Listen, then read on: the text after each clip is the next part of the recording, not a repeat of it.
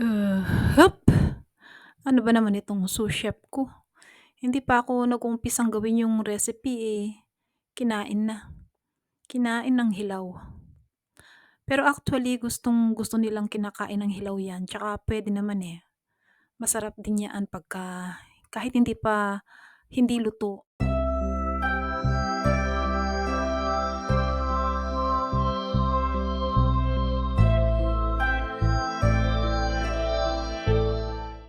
Hello! Good morning! Nasaan kaya si Daniel? Yung karo niya nandito.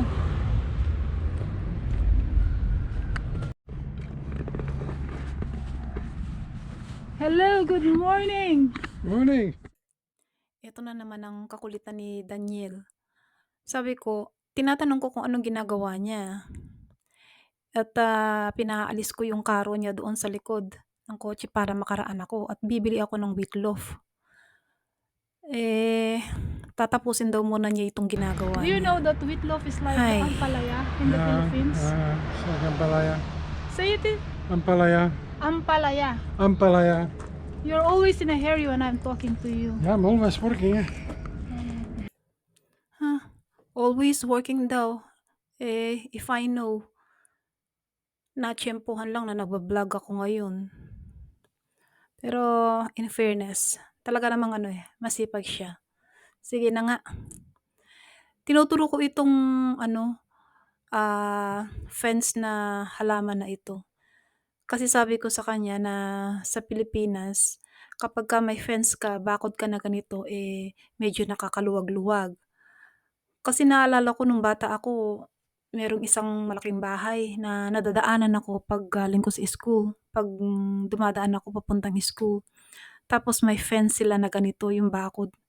Parang ang ganda-ganda. So yun, sabi ko sa kanya, alam mo ba na pang mayaman ito? Alam niyo ba ang sagot, mga ka-net friends? Aba dito daw pang mahirap. Pero sa totoo lang ka-net friends, napansin ko dito, lalo na nung unang-una namin dito, mas prefer nila yung mga ganito, yung nature na bakod ba, yung mga punong bakod o yung mga ganitong hack, mga fence, kaysa sa puro matataas na pader o kaya mga bato. Yung parang may pumapasok pa na hangin. Minsan nga kahit na malaking bahay, minsan open. O eto, habang hinihintay ko siyang matapos dun sa trabaho niya, dahil hindi ako makaalis, magtitimpla muna ako ng Bango. mint tea, fresh from the garden.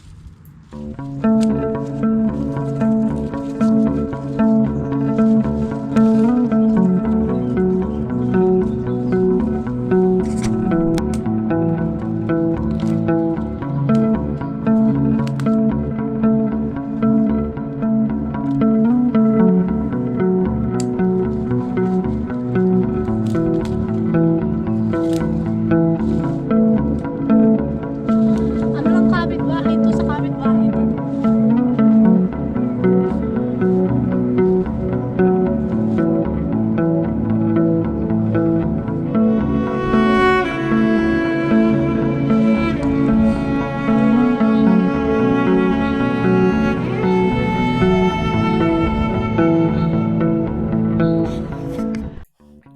Ay, akala ko makakapag-mint tea na ako.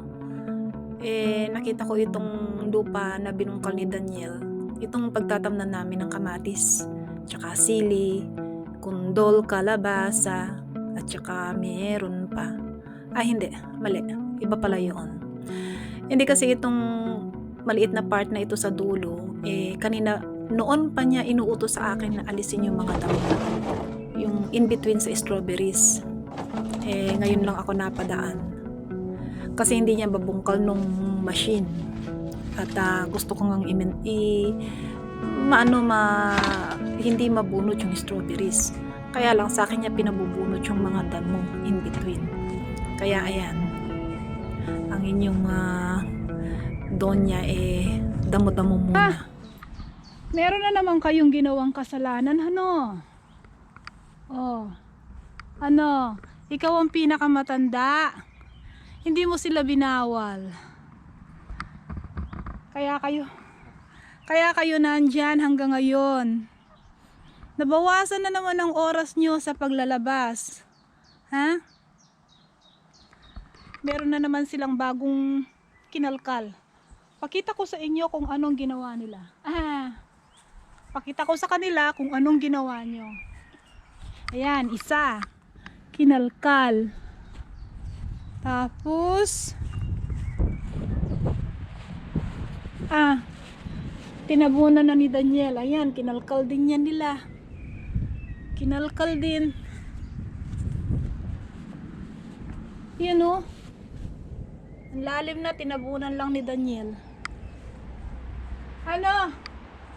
Kaya ngayon, kulong na naman kayo. Gusto ko man kayong palabasin, baka akong mapagalitan. Kaya, tiyaga-tiyaga. Diyan lang muna kayo, ha?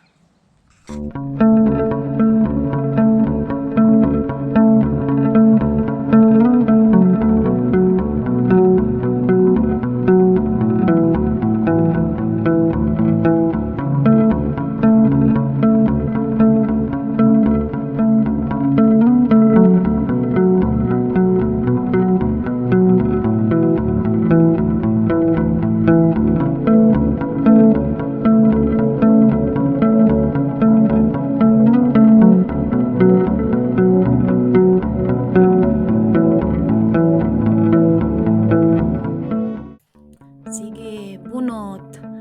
Ito yung mga Paardeboom Blumen o Bisa Blumen na tawag nila dito.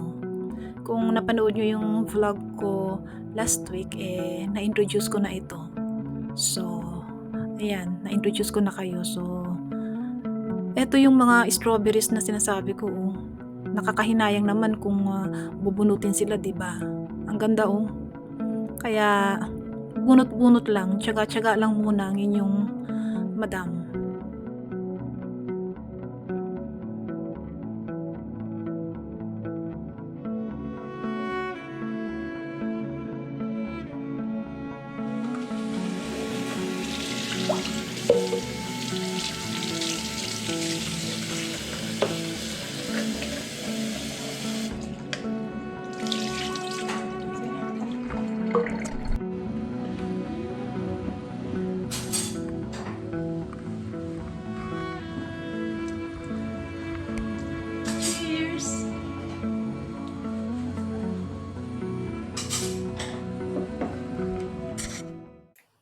Ayan, finally, nakapunta na tayo dito sa shop para bumili ng wheat loaf.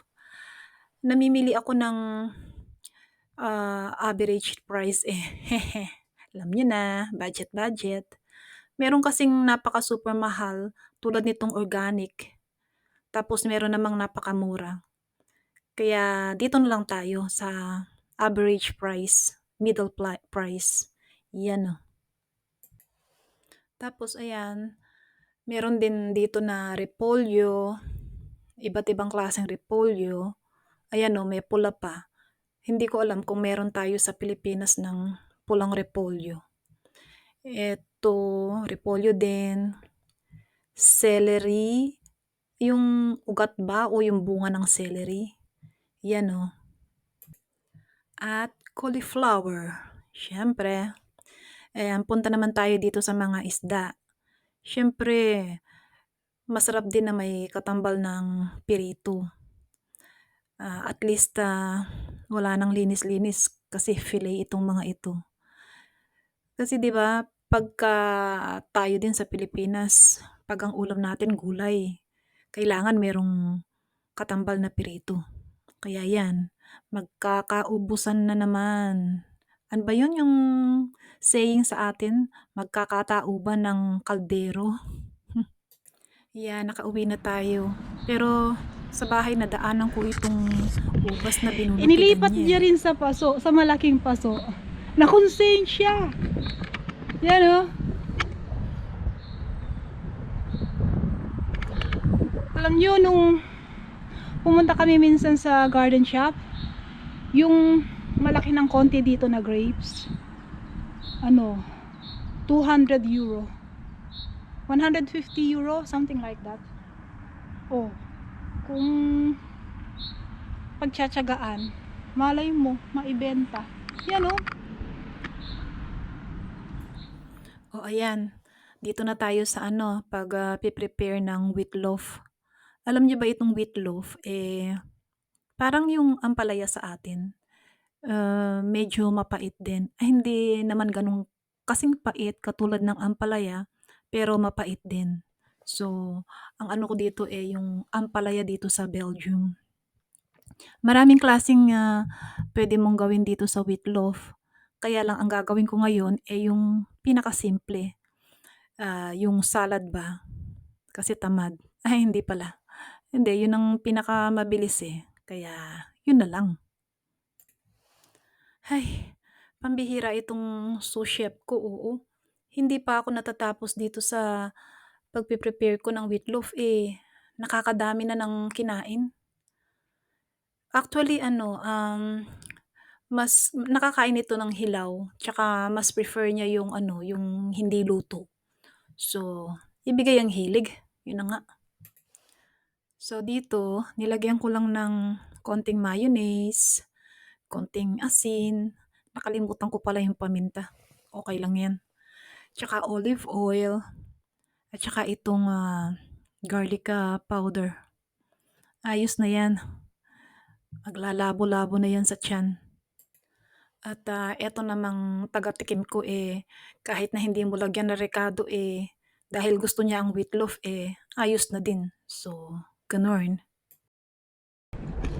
Wat, wat hebben we geleerd vandaag? No, it's not taking us. Wat hebben we geleerd vandaag? 1. English yan. Nee, dat is het programma. Hè? Wat Ja, hebben we maar geleerd dat- vandaag? 1. Het witlof snijden. 2. Mayonaise bijvoegen. 3. Een beetje olie. 4. Mengelen en eten. Goed. Oké, zo, je hebt het nu geleerd. Piet is er SOS. Piet is er mee weg. Say it in English, Han. Ik kan dat niet. Oh, you have to taste this now. Taste it now.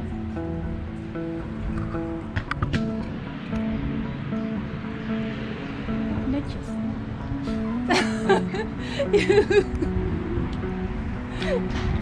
It's good?